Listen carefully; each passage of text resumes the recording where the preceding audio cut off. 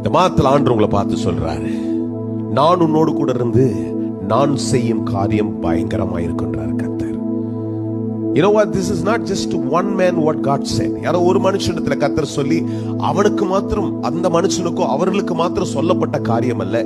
இதை ஒரு வாக்குத்தத்தமாய் கர்த்தர் சொல்றாரு, நான் உன்னோடு கூட இருந்து நான் செய்யும் காரியம் பயங்கரமா இருக்கும். It speaks about the confidence, the assurance and how God could do great things in your life.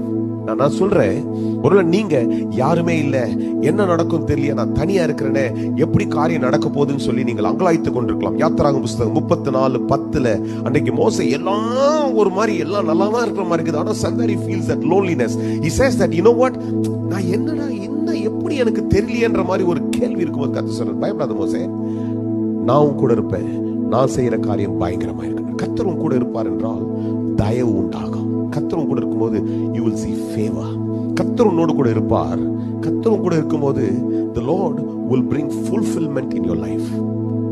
அன்னைக்கு ஆபிரகாம் சொல்ற, நீ போ அப்படின்னாரு. போகும்போது தனியா போன்னு சொல்லல, நான் கூட வரேன், நீ போ. கூட இருந்தாரு.